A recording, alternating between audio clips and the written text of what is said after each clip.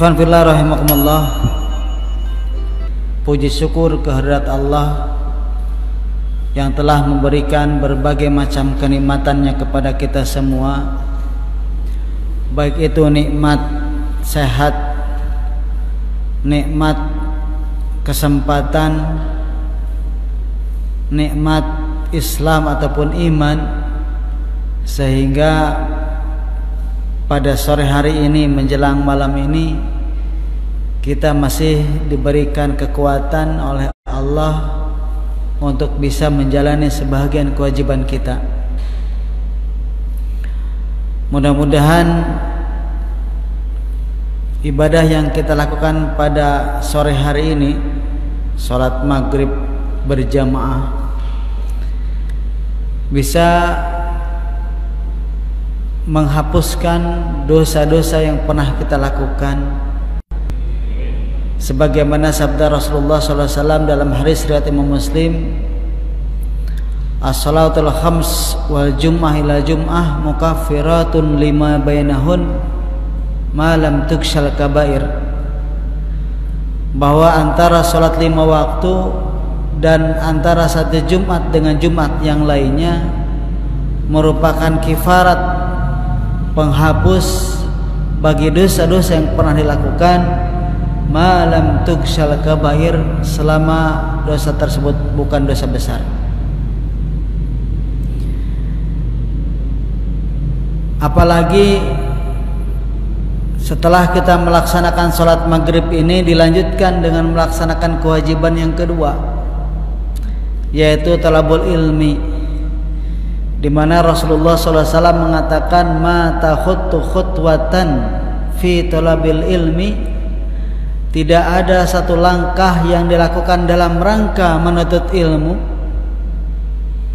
illa khutta biha khatayah wa rufi'at biha darajah,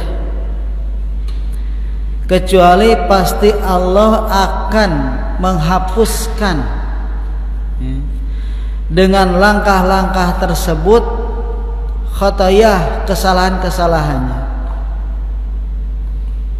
wa rufi'at biha darajah, dan akan ditingkatkan dengan langkah-langkah tersebut darajah, derajatnya di sisi Allah Subhanahu wa taala. Taruhlah dari rumah ke sini kita menghabiskan 100 langkah, maka dengan 100 langkah itu ada 100 dosa yang dihapus oleh Allah Subhanahu wa taala, dan 100 tingkat Allah tinggikan derajat kita. Makanya para ulama itu sangat antusias kalau dalam rangka talabul ilmi. Sahabat Abu Hurairah pernah mengatakan, la baban fil ilmi ahabbu ilayya min alfi raqah. Satu bab dari ilmu, kata Abu Hurairah, lebih aku cintai, lebih aku sukai daripada salat 1000 rakaat. Satu bab dari ilmu dipelajari itu lebih utama menurut Abu Hurairah daripada salat 1000 rakaat. Nah, mungkin ini ijtihadnya Abu Hurairah, tapi kalau kita lihat hadis-hadis Nabi terkait dengan talabul ilmi ini memang luar biasa.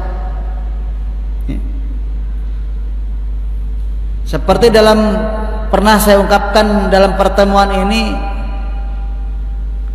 Rasulullah SAW pernah mengatakan, majtama'a qaumun fi baitin min buyutillah, tidaklah satu kaum yang berkumpul dari satu rumah-rumah Allah, alladzina yadhkuruna asmahu, yang dibacakan nama-namanya, wa yutla fihi ayatu, dan dibacakan ayat-ayatnya, illa hafathumul malaikah, kecuali kaum tersebut akan dikerubungi oleh para malaikat, wa ghasyat alaihimur rahmah, akan diturunkan kasih sayang, wa nazala alaihimus sakinah, diturunkan kepada mereka ketenangan, wa dzakarallahu fi man indah, dan akan disebutkan oleh Allah kepada makhluk yang berada sekelilingnya. Dan ini tentu tidak bisa dilakukan kecuali bagi orang yang melakukan perjalanan berkumpul dari satu rumah dari rumah Allah. Secara teks hadis berarti orang yang mendengar kajian ini, mungkin ini adalah bisa dilihat di YouTube, bisa dilihat di rumah, ya. Memang bisa, tetapi manfaat yang 4 tadi itu tidak akan terkena. Kenapa? Karena manfaat yang 4 tadi, yaitu yang diturunkan ketenangan, diliputi rahmat, dikerubui malaikat, dan disebutkan nama-namanya, itu hanya bagi orang yang istama'a, berkumpul fi baitin min buyutillah, di satu rumah dari rumah-rumah Allah. Dan apalagi tadi ketika seseorang tidak melakukan perjalanan dalam rangka menuntut ilmu, maka tidak ada dosa yang dihapus dan tidak ada derajat yang ditingkatkan, karena memang tidak ada usaha, hanya mungkin di rumah saja mendengar.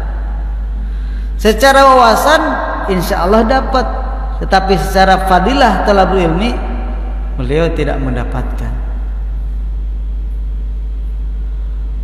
Makanya dalam hadis riwayat Imam Bukhari juga Rasul menegaskan, man salaka tariqan yaltamisu fihi ilman sahhalallahu tariqan ilal jannah.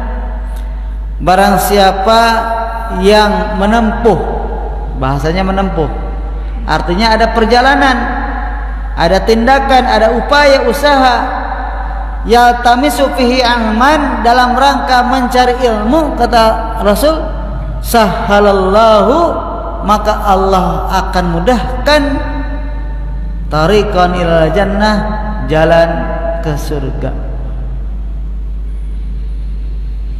Sekali lagi berarti orang yang tidak menempuh perjalanan berarti tidak dimudahkan oleh Allah ke dalam surga. Mafhum mukhalafahnya begitu. Nah, teman-teman rahimakumullah, dalam kesempatan ini saya ingin mengkaji mungkin suatu masalah yang sedang viral, ya. Tidak masalah mungkin kalaupun bapak-bapak telah mendengar dari ustadz-ustadz yang lain, tapi kembali kita kaji terkait sikap kita terhadap orang yang menistakan agama kita, seperti yang dilakukan oleh si Emmanuel Macron itu. Dia melecehkan agama kita dan juga melecehkan juga Rasulullah SAW, Nabi kita. Kenapa saya ingin tegaskan di sini? Karena ada pihak-pihak yang menganggap sikap sebagian kaum muslimin yang marah, yang mengecam, apalagi melakukan pemboikotan, itu adalah tindakan yang di luar batas, katanya. Tidak pantas dilakukan oleh seorang muslim. Ada yang begitu. Mereka mengatakan, katanya, yang namanya orang kafir ya memang tabiatnya begitu. Mereka suka mencaci agama kita, suka menghina Nabi kita. Maka bagi kaum muslimin tak usah disikapi dengan berlebihan. Bahkan udah maafkan saja. Ada yang begitu, Pak. Jadi udah biarin aja lah, yang namanya orang kafir, ya kan. Udah kita maafkan saja, nggak usah diambil hati, biarin aja. Ya. Ini adalah bagian daripada sifat Islam sebagai rahmatan lil alamin, bahwa kaum muslimin adalah umat pemaaf, gitu. Harus tunjukkan, gitu. Apalagi dengan melakukan pemboikotan, wah itu sudah keluar dari syariat. Jadi nggak boleh umat Islam melakukan boikot kepada penghina, kepada yang melecehkan Nabi, nggak usah diboikot. Apa alasannya? Karena boikot itu adalah hak prerogatif pemerintah, bukan individu katanya. Ya, tidak boleh orang per orang melakukan boikot kepada sebagian kelompok, nggak boleh. Kenapa? Karena faktanya juga Rasul kan sering dihina, para sahabat juga sering dilecehkan, agama Islam juga sering dinistakan oleh musuh-musuh Islam, tapi nggak ada syarat boikot. Tapi nggak ada Rasul menyuruh kaum muslimin untuk memboikot, nggak ada. Makanya tidak boleh dilakukan. Udah. Terus bagaimana kalau gitu? Ya udah, maafkan saja. Dan katanya tidak ada dalam Al-Quran ataupun dalam hadis perintah kita untuk memerangi, mengecam, apalagi kepada para penista agama, nggak ada katanya. Nah ini Pak, orang yang mengatakan ini bukan orang biasa-biasa, bukan orang awam. Mereka yang bergelar doktor, bahkan ngakunya adalah sebagiannya adalah Ahlus Sunnah wal Jamaah. Nah ini miris bagi saya secara pribadi. Pertama yang perlu saya tegaskan bahwa memang di dalam sejarah fakta ada pelecehan-pelecehan, penistaan-penistaan yang dilakukan orang-orang kafir terhadap Islam dan kaum muslimin, dan juga kepada diri Rasulullah SAW yang Rasul tidak ambil tindakan. Ada memang. Bahkan juga ada ayatnya yang mengatakan fala tasubbu alihatahum, jangan kalian lecehkan, jangan kalian hina Tuhan-Tuhan mereka. Ada ayat itu. Dan juga dalam surat An-Nisa kalau tidak salah surat 40, di situ ada perintah fala taqudu, janganlah kalian duduk-duduk mahum bersama mereka orang yang melecehkan agama, hatta yakhudu fi hadisin ghairi, hingga mereka berpaling dari ucapannya itu. Nah ini Pak, ayat-ayat ini tadi yang saya sebutkan tadi itu jadikan dalil oleh mereka tentang tidak bolehnya mengecam, tentang tidak bolehnya melakukan tindakan apalagi sampai memboikot, karena hadis-hadis dan ayat ini menunjukkan bahwa tidak boleh diambil tindakan, biarkan saja gitu.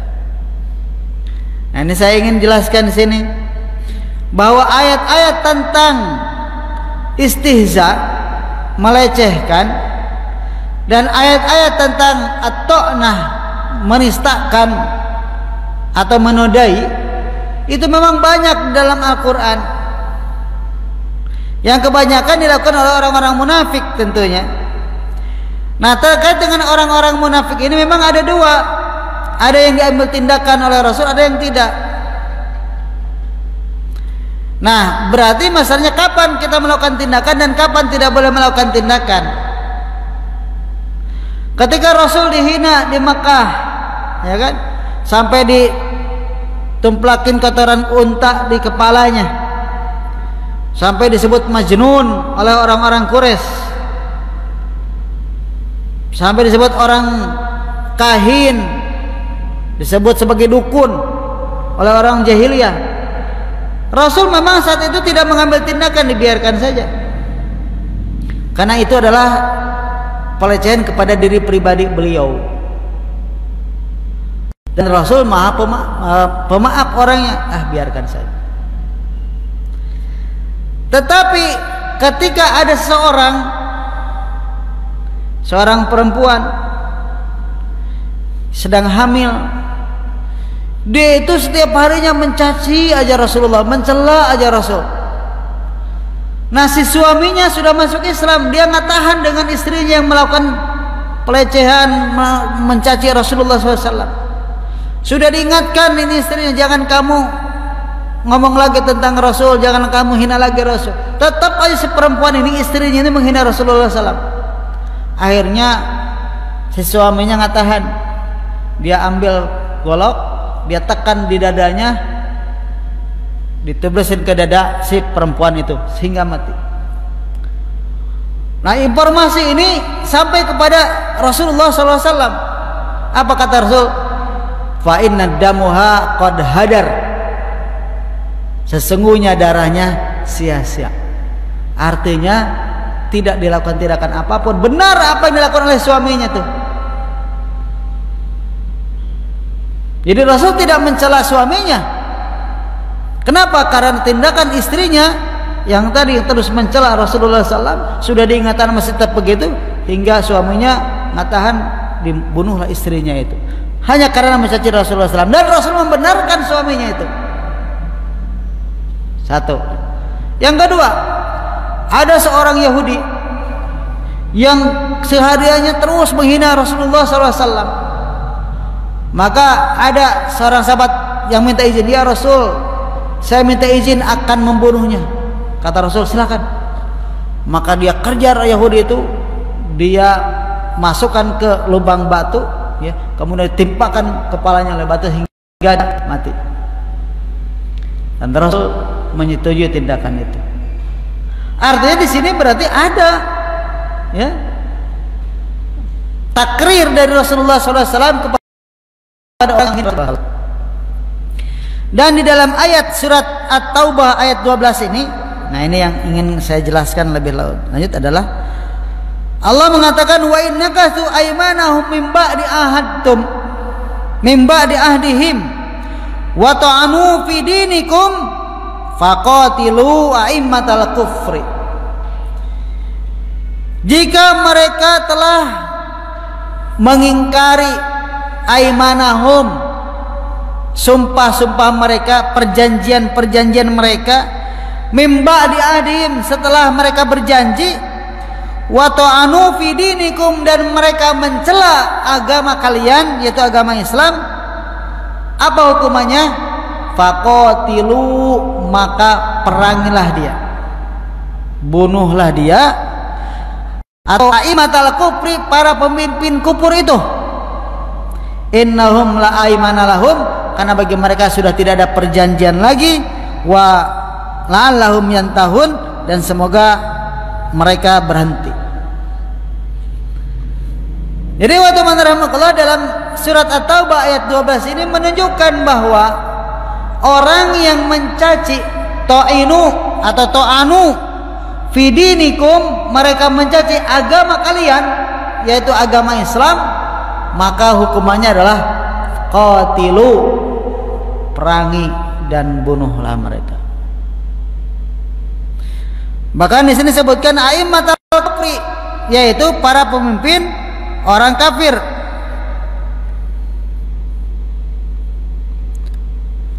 Al-Imam Ibnu Katsir dalam tafsirnya Al-Qur'anul Azim yang menukil dari pendapatnya Qatadah dan yang lainnya, beliau mengatakan aimmatul kufri yang disebut dengan para pemimpin kufur adalah Ka'abi Jahlil, seperti Abu Jahal, wa Utbah bin Rabi'ah, wa Syaibah, wa Umayyah bin Khalaf, dan juga yang lainnya. Dan beliau juga mengatakan wasahi annal ayata amatun, bahwa ayat ini bersifat umum, walaupun memang kejadiannya khusus kepada para pemimpin jahiliyah, para pemimpin Quraisy yang melakukan penghinaan kepada Rasulullah SAW harus diperangi. Tetapi kata beliau, fa innaha amatun, ini bersifat umum. Wa in kana sababuha nuzuliha musyriki Quraisy, walaupun sebab turun ayat ini adalah berkenaan dengan orang-orang kafir Quraisy, orang-orang musyriki Quraisy. Fa'atun lahum wa lighairihim, maka ayat ini bersifat umum bagi mereka dan juga bagi yang lainnya. Jadi jelas, siapapun yang menghina Rasulullah SAW, siapapun yang menghina agama Islam, maka hukumannya adalah qatilu di sini, perangilah. Karena itu, maka tindakan kaum muslim sekarang yang mengecam, ya, yang mengutuk, baik di medsos ataupun juga kemarin di Pak Kedatis, ini merupakan bentuk dari keimanan mereka, pengejawantahan dari ayat ini. Memang seharusnya mereka yang melakukan penghinaan kepada agama ini adalah balasannya diperangi. Siapkan bala tentara, siapkan pasukan, geruduk gitu harusnya. Atau minimal lah seperti yang dilakukan oleh Presiden Turki kemarin, Erdogan, ya, putus hubungan diplomatik, usir dubesnya, tutup sekolah-sekolahnya yang ada di Turki, hentikan impor ekspornya ke Perancis. Itu tindakan Presiden kemarin Turki itu. Kenapa? Karena ini sudah menyangkut marwah, menyangkut izzah, menyangkut kehormatan Islam wal muslimin. Nggak bisa ditolerir, apalagi yang melakukannya adalah seorang pemimpin, seorang presiden. Beda lagi mungkin kalau yang melakukannya adalah anak kecil misalnya kan, atau orang awam, orang biasa kan, banyak juga di medsos yang melakukan seperti itu, ya. Mungkin tidak terlalu berpengaruh. Tapi ketika yang melakukannya adalah seorang pemimpin, ya, pemimpin orang kafir, aimat al-kufri, apalagi perkataan dia itu disorot oleh media, dia katakan di depan para presiden Uni Eropa saat itu, ya, dia mengatakan bahwa Islam adalah agama krisis, kata dia. Islam adalah agama yang intoleran. Islam di mana-mana menimbulkan masalah. Dia ngomong di depan presiden-presiden Eropa saat itu. Dan telah diingatkan sebenarnya, jangan begitulah. Ya, itu namanya rasis. Itu namanya menodai keyakinan keberagaman suatu bangsa, suatu kaum, suatu negara bahkan, atau sedunia. Sudah diingatkan. Dia malahan, saya sebagai panglima kebebasan, saya tidak akan menghalangi siapapun orang untuk menyatakan pendapatnya. Makanya ketika Charlie Hebdo ini menampilkan kembali karikatur penghinaan kepada Rasulullah SAW, malah dibiarkan oleh dia. Dibiarkan saja, dibiarkan itu, hingga tersebar lagi karikatur ini. Padahal dulu juga tahun 2014 kalau tidak salah, Charlie Hebdo ini sama pernah melakukan hal yang serupa. Cuma saat itu ada seorang muslim yang berani, dia ambil pistol, dia tembakin para redakturnya. Ada 12 orang yang mati saat itu. Tetapi ternyata kita lihat dunia bagaimana keberpihakannya. Ketika terjadi penembakan terhadap 12 redaktur koran Charlie Hebdo ini, semua orang protes, semua orang mengecam, tapi bukan mengecam terhadap pelecehan kepada Rasulullah, bukan mengecam kepada kartun karikatur Nabi. Yang dikecam adalah pembunuhan terhadap 12 orang penghina Nabi itu. Sampai goncang dunia kan saat itu. Seluruh dunia datang ke Perancis menyatakan belasungkawa, bahkan dari Indonesia juga datang ke situ. Mereka lihat akhirnya doang terjadi pembunuhan kepada 12 redaktur. Mereka tidak melihat kenapa 12 orang itu dibunuh, karena mereka melakukan pelecehan terhadap baginda Rasulullah sallallahu alaihi wasallam. Nah, sekarang dia tidak kapok nih Perancis ini, malah melakukan tindakan serupa sekarang ini, bulan Oktober kemarin. Bahkan lebih dari itu, mereka telah melarang kaum muslimah yang bercadar, kemudian juga menutup organisasi NGO internasional yang bergerak di bidang kemanusiaan di Prancis milik umat Islam yang terbesar itu, ditutup oleh dia, dibubarkan. Kaum muslimin dipersempit gerakannya, diawasi kegiatannya. Itu yang di Prancis sekarang ini, didiskriminasi. Dia udah diingatkan kembali sebenarnya, tapi tetap dalam kondisi seperti itu. Maka pantas kalau umat Islam sedunia marah. Pantas. Dan memang seharusnya marah. Ini bukan masalah maaf dan tidak memaafkan, bukan masalah akhlak Islam, bukan. Ini masalahnya adalah kecintaan dan sikap kita ketika ada agama kita dihina, ketika ada Rasulullah SAW yang kita cintai dilecehkan oleh seseorang, maka harus tampil pembelaannya. Bukankah dalam hadis disebutkan Rasul mengatakan, la yu'minu ahadukum hatta an akunallah wa rasulahu ahabba ilaihi mimma siwahuma, kata Rasul. Tidak dikatakan beriman salah seorang di antara kalian sehingga menjadikan Allah dan Rasulnya lebih dia cintai daripada selain keduanya. Dan bentuk kecintaan kepada Allah dan Rasulnya adalah dengan melakukan pembelaan, mengkultuskan, menjaga dari semua bentuk penodaan dan penistaan terhadap Allah dan Rasulnya. Berarti tindakan kaum muslimin sekarang yang mengutuk, mengecam itu adalah bagian dari keimanan tadi kepada Allah, kecintaan kepada Allah dan kecintaan kepada Rasul, dan itu menandakan bahwa dia itu adalah orang beriman. Karena kalau tidak begitu, berarti sebaliknya disangsikan tuh keimanannya. Jadi kalau ada agama kita dihina, diam. Nabi kita dilecehkan, cuek, ya kan? Pasti dia tuh dikatakan mukmin apa bukan dia? Muslim apa enggak nih? Masa agama kita dihina, Nabi kita dilecehkan, kita diam saja? Mana keimanannya? Secara logika saja atau konkret saja begini, kalau ada seseorang tiba-tiba di depan mata kita menghina orang tua kita, melecehkan orang tua kita, coba apa kita mau diam saja?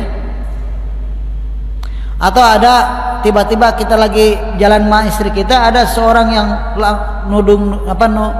melecehkan, ya, menistakan atau menodai istri kita, apa kita diam aja? Adalah kita maafkan saja. Paling kata istrinya bagaimana? Kamu tuh suami apa bukan? Kan gitu. Ketika ada suaminya dilecehkan, istrinya dilecehkan di depan matanya, dia diam saja. Pasti istrinya akan bertanya, kamu tuh suami kuat atau bukan sih? Maka demikian juga ketika kita umat Islam sebagai pengikut Rasulullah SAW yang menjadikan Rasul sebagai uswah hasanah, junjungan kita, ya, tauladan kita, pemimpin kita nanti di hari kiamat, yang nanti akan yang memberikan syafaat kepada kita. Ada orang melecehkan demikian, apa kita diam saja? Nggak mungkin kita diam, pasti kita bertindak. Bahkan kalau melihat kepada ayat ini, surat At-Taubah ayat 12 ini, apa yang kita lakukan? Perang itu harusnya mah. Cuma kira kita nggak mampu saja, karena kita nggak bisa, ya udah. Ya, selain perang, selain mengecam, ya minimal memboikot gitu ya. Boikot semua produk dagangan orang-orang Prancis itu, negara Prancis. Jangan kita beli. Ini sifat minimal, sikap minimal sebenarnya yang bisa kita lakukan. Itu gimana kalau diboikot? Mas, saya tidak bisa makan. Nah, kecuali kalau begitu mungkin ya. Kalau tidak bisa makan, kecuali harus makan itu produk Prancis, mungkin dikecualikan. Tapi sekarang kan banyak alternatifnya, ya, banyak penggantinya. Carilah yang lain. Katanya kalau misalnya boikot, bagaimana saudara-saudara kita yang kerja di pabrik-pabrik mereka nih? Terus gimana mereka nggak dapat makan? Ya, yang namanya ketakwaan itu kan bertingkat-tingkat. Kata Allah kan, fattaqullaha mastata'tum, bertakwalah kepada Allah sekemampu kalian. Bagaimana mampunya, itulah yang kita lakukan. Karena kalau dengan alasan seperti itu tidak akan selesai.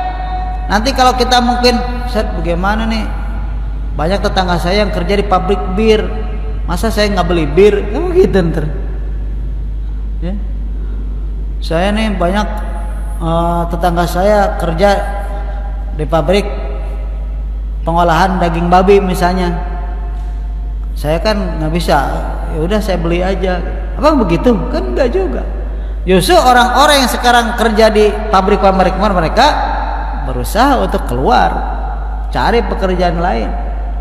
Kalau mampu keluar, kalau tidak mampu ya udah, berarti bersabar di situ. Sambil berusaha untuk mencari alternatif. Dan yang namanya boikot itu pernah dilakukan oleh Rasulullah, pernah juga dilakukan oleh para sahabat. Jadi karena ada juga tadi mengatakan dalam makalahnya itu bahwa boikot tidak pernah dilakukan oleh Rasul. Kata siapa? Rasul pernah memboikot pasar Madinah yang dikuasai oleh Yahudi. Diboikot oleh Rasul, jangan beli dari situ. Ya kan? Utsman bin Affan juga pernah memboikot perusahaan air yang dimiliki orang Yahudi di Madinah. Jadi si Yahudi Madinah ini punya sumur di Madinah yang airnya keluar terus menerus. Maka kaum muslimin banyak yang beli air dari situ. Nah karena dia dibutuhkan, maka dia menaikkan harga seenaknya tuh si Yahudi itu. Akhirnya apa yang dilakukan oleh Utsman bin Affan? Beliau datang ke Yahudi ini, wah Yahudi saya beli nih sumur kamu 10 kali lipat. Yahudi melihat itu tidak mau. Wah enggak, saya ngasih uang. Saya beli 20 kali lipat, kata Utsman. Enggak. Karena memang Yahudi tahu kalau ini dijual kepada Utsman bin Affan, dia sudah tidak mempunyai penghasilan lagi dan dia tidak bisa ngatur-ngatur umat Islam lagi kalau gitu. Akhirnya Utsman bin Affan punya taktik. Kata beliau, udahlah sekarang kalau memang kamu tidak mau jual ini sumur, saya beli airnya aja.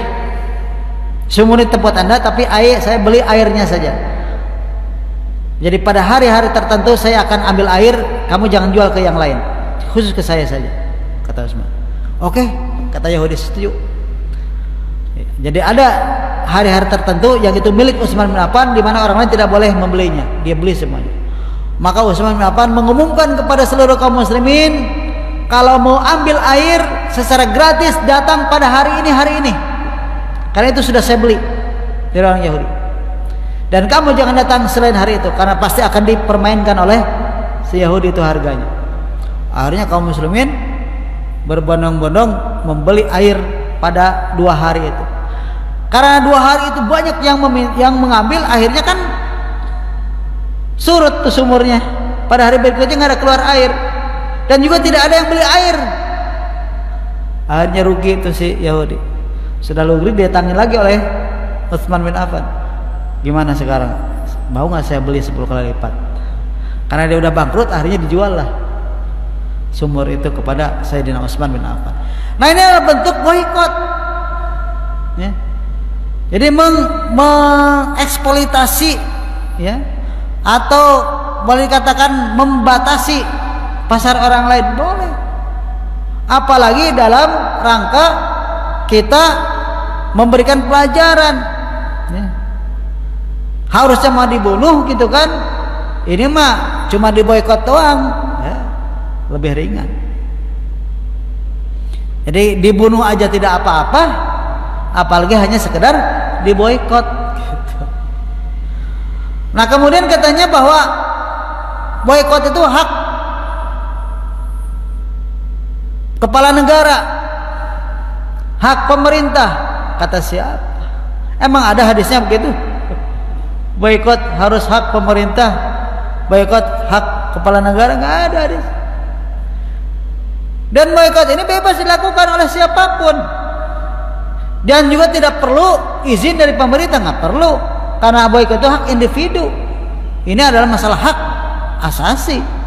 Seperti kita misalnya di warung sebelah ternyata harganya dipermainkan gitu, dan dia cenderung zolim, suka menjual barang di luar spek, atau misalnya tadi suka melebihi timbangan atau mengurangi timbangan. Kan boleh kita mengatakan kepada anak istri kita, nih kalau nanti belanja jangan ke warung itu, belanja ke warung yang lain aja. Kenapa? Karena dia mah nggak curang. Boleh kan begitu? Boleh. Artinya kita melihat membatasi hak kita jangan kepada orang itu karena dia kita curang dia. Jadi itu adalah tindakan boikot, ya. Tindakan boikot kepada seseorang. Jadi boleh. Apalagi kalau kita lihat bahwa yang melakukannya ini adalah tadi negara dengan kekuasaannya, dengan adik jayanya, dengan sombongnya dia tidak minta maaf, ya. Dengan songkaknya dia menghina Rasulullah, maka sangat-sangat wajar kalau umat Islam memboikot, wajar. Cuma memang ya tidak terlalu signifikan. Betul. Kenapa tidak terlalu signifikan boikot ini? Karena memang umat Islam tidak kompak, ya. Pertama, yang kedua juga memang karena umat Islam banyak yang masih ketergantungan dengan ekonomi mereka. Ini masalahnya. Seperti orang-orang yang kerja di pabrik-pabrik mereka, ya susah mereka boikot. Ya. Kalau boikot ya bagaimana mereka bisa makan kan gitu. Jadi kelemahan umat Islam sekarang yang menyebabkan aksi boikot ini tidak signifikan. Tapi kalau seluruh umat Islam siap, seluruh umat Islam itu sepakat, insya Allah. Apalagi kalau didukung dengan sikap dunia internasional. Ya perlu saya ungkapkan mungkin di sini saya sangat miris dengan kondisi dunia Islam saat ini, ya, yang dipimpin oleh OKI, Rabithah Alam Islami ataupun Liga Arab. Karena sekarang OKI itu adalah organisasi persatuan negara-negara Islam di dunia, ya. Organisasi Konferensi Islam Internasional, OKI itu singkatannya. Ternyata sekarang mah udah nggak ada giginya, dia udah nggak ada powernya sama sekali. Faktanya apa? Ketika si Macron ini menghina, melecehkan, ada nggak pernyataan keras dari OKI itu? Saya belum dengar. Walaupun hanya pernyataan gitu kan, cuma pernyataan doang, nggak ada. Apalagi seruan untuk memboikot produk-produk Prancis itu di negara-negara Islam ataupun negara-negara Arab, nggak ada. Jadi ini masalahnya memang karena kekuatan umat Islam sekarang ini terhegemoni oleh kekuatan negara adidaya Amerika. Jadi mereka tidak bisa berbuat apa-apa dan tidak bisa bertindak apa-apa. Ada satu negara yang memang keras, ya satu negara saja, itu juga baru kecaman tindakan saja. Tetapi tindakan real misalnya seperti di Indonesia juga kan nggak ada tindakan real. Alhamdulillah presiden kita mengecam doang. Tapi tindakannya, apakah memanggil kedubesnya atau memulangkan kedubes Prancis? Nggak ada. Apalagi kalau sampai tindakan memboikot, belum ada juga. Makanya memang tidak signifikan dan tidak terlalu efektif. Tetapi tentu kita bukan bicara signifikan atau efektif atau tidak efektif, ya. Karena hasilnya itu mah urusan Allah, ya. Yang paling penting bagi kita adalah i'malu, beramal, itu aja. Qul i'malu fasayrallahu amalakum wa rasuluhu wal mu'minun. Itu yang penting. Kata Allah, beramallah kalian, bersikaplah kalian, bertindaklah kalian. Fasayrallahu amalakum, maka Allah yang akan melihat amal kalian, wa rasuluhu, dan rasul jadi orang-orang beriman. Jadi yang akan dilihat oleh Allah itu bukan hasilnya. Efektifkah sih melakukan boikot? Bukan masalah efektif dan tidak efektif. Signifikan nggak, bisa menekan nggak, bukan masalah itu mah hasil. Itu juga tergantung memang kekuatan kita. Tapi yang penting adalah kita sudah bertindak itu. Yang penting kita telah bersikap. Coba di akhirat, ketika Allah bertanya kepada kita, ketika Nabi kalian dihina, ketika agama kalian dilecehkan, apa sikap kalian? Apa kita bukan kami mah diam-diam aja lah, gitu? Nggak bisa. Ini adalah membutuhkan memang tekad dan kekuatan. Jadi memang kondisi dunia internasional saat ini ya tidak menguntungkan lah gitu. Kita bicara masalah normalisasi, ya kemarin kita bicara sedikit mungkin tentang normalisasi yang dilakukan oleh negara-negara Arab terhadap Yahudi Zionis, yang merupakan penistaan dan termasuk pengkhianatan terhadap amanat dari OKI itu sendiri.